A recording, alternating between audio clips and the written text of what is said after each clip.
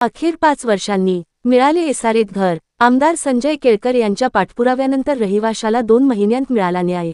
ठाणे गेली 5 वर्षे एसआरए योजनेतील हक्काच्या घरासाठी महापालिका आणि एसआरए कार्यालयाचे उंबरठे झिजवणाऱ्या रहिवाशाला अखेर आमदार संजय केळकर यांनी 2 महिन्यांत न्याय मिळवून दिला। त्यामुळे अधिकाऱ्यांच्या कारभाराचे पुन्हा वाभाडे निघाले आहेत। पाचपाखाडी आनंद सावली प्रकल्पातील संजय गुरव या रहिवाशाने भाजपच्या खोपट येथील कार्यालयात आयोजित जनसेवकाचा जनसंवाद या 114व्या उपक्रमात आमदार संजय केळकर यांची भेट घेत त्यांचे आभार मानले। श्री गुरव हे गेली 5 वर्षे हक्काच्या घरासाठी महापालिका आणि एसआरए कार्यालयाचे उंबरठे झिजवत होते। एसआरए अधिकारी विविध त्रुटी काढत होते। दरम्यान त्यांनी न्यायालयातही धाव घेतली होती। न्यायालयाने त्यांच्या बाजूने दिलेल्या आदेशाला देखील एसआरए अधिकारी जुमानत नसल्याने श्री गुरव हतबल झाले होते। अखेर त्यांनी 2 महिन्यांपूर्वी आमदार केळकर यांच्याकडे धाव घेतली। श्री केळकर यांनी तातडीने या प्रकरणी लक्ष घालून अधिकाऱ्यांना सूचना केल्या। अखेर श्री गुरव यांना घर वितरित करण्यात आले। याबाबत बोलताना श्री केळकर यांनी सांगितले की अधिकारी नागरिकांना कसे जुमानत नाहीत याचे हे उत्तम उदाहरण आहे।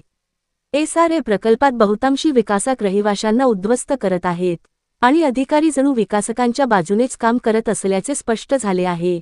पोखरण 2 येथील सुमारे 2000 कुटुंबांच्या हक्काच्या घरांसाठी संबंधित अधिकाऱ्यांसोबत सोमवारी बैठक आयोजित केली असल्याचे श्री केळकर यांनी सांगितले। हजुरी येथील कोळीवाडा गावठाण परिसर बेकायदेशीरपणे क्लस्टर योजनेत समाविष्ट करण्याचे प्रयत्न सुरू आहेत।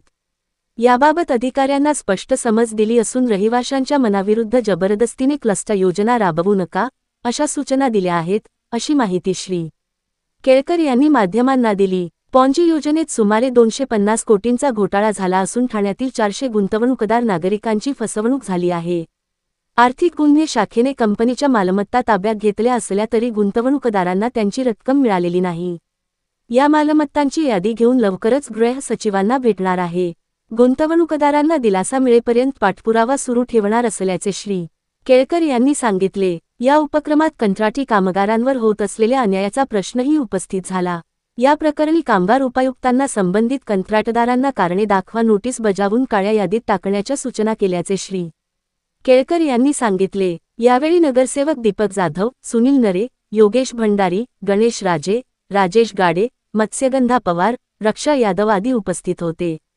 50 लाख 60 लाख अशी रक्कम जी आहे ती अडकलेली आहे आणि हवालदिल झालेले आहेत की काय करावं आता याच्या पुढे।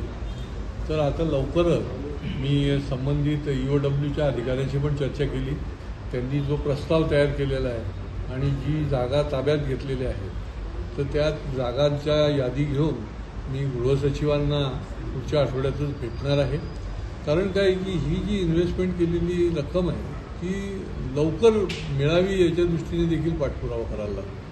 एक आरोपी अजून अटक व्हायचा राहिलेला आहे, बाकी आरोपी जे आहेत ते अटक झालेले आहेत, परंतु यांना रक्कम लवकरात लवकर कशी मिळेल याच्या दृष्टीने देखील माझा प्रयत्न राहणार आहे पुढच्या काळामध्ये। ज्या ज्या ठिकाणी क्लस्टरचे प्रोजेक्ट चालू आहे तसा हजुरी गावामध्ये देखील क्लस्टरचा प्रोजेक्ट चालू आहे। त्या ठिकाणी कोळीवाडे आहेत बघा, या शहरामध्ये जुने कोळीवाडे मोठ्या प्रमाणात हे गावठाण आहे, त्यांचं सीमांकन करण्याचे शासनाकडनं आम्ही निर्देश आणलेले आहेत आणि हे अधिकृत आहे। क्लस्टरमध्ये हे कोळीवाडे तुम्ही घेऊ शकत नाही, त्यांना त्यांचा जो काही विकास आहे डेव्हलपमेंट आहे ती ते करू शकतात, तरी देखील क्लस्टरचे अधिकारी त्यांना जोर जबरदस्ती करतात। अधिकारी म्हणजे बिल्डरच्या पाठीमागे हेच काम करतात बिल्डरचं, अशी परिस्थिती आहे की काय। आणि त्याच्यामुळे ते हजुरीच्या कोळीवाड्यातले पण प्रतिनिधी आले होते आणि क्लस्टरच्या अधिकाऱ्यांना मी स्पष्ट शब्दात सांगितलं की तुम्ही कदापि यांना क्लस्टरमध्ये जर त्यांची इच्छा नसेल तर घेऊ शकत नाही। त्यांना गुमराह करण्याचा प्रयत्न करू नका। सगळ्यांना आपलं त्या क्लस्टरमध्ये घेण्याच्या दृष्टीने शेवटी शासनाची जी काही नियमावली आहे त्याच्याप्रमाणे पण जा। ही सगळी मंडळी जी आहेत ती याच्यामुळे हवालदिल झाली आहेत की आपल्याला याच्यामध्ये घेतील की काय। बाकी